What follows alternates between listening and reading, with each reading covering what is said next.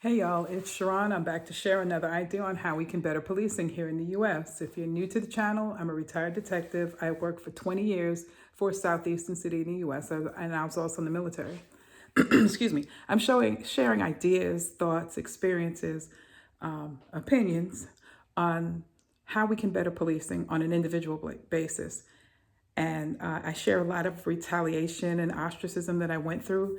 I share a lot of my experiences in the police department, a couple in the military, but in the police department, particularly the second time I had to blow the whistle and what I saw wrong and how we can fix it. And so this is gonna be real quick. We need to put PT back into policing. When I was going through back in '99, I was told that they used to have a PT program. You had to qualify with certain things. And I think that was probably 10 years before that. And I don't know if it was the union that got rid of it, but it was no more PT. So the only PT, if you were a recruit at my time going through, was the PT you got in the academy, and if you did exercise on your own outside of that. But once you become a police officer, it's not a requirement anymore to be fit or physically fit to do the job.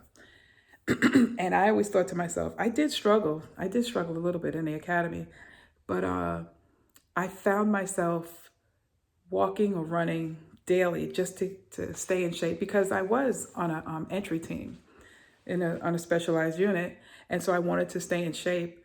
That went along with the shooting too. But the physical aspect of it, just to stay healthy, mind wise, we're going to talk about that next week. And then physically be able to run and jump fences and chase the bad guy. I learned in the academy very early where they said, you can't outrun the radio. That's true. But when it's time to run, can you do it? When it's time to jump that fence, even to not even chase bad guys, just to help somebody. Can you get over the fence? Can you pick somebody up and drag them out of a house if need be?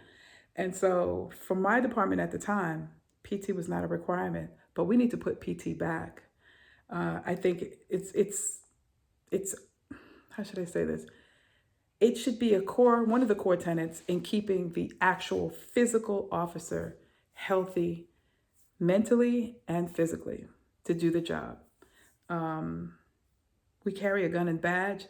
We make these split-second decisions and to save a life or to preserve ours, in hopes of preserving ours, I should say.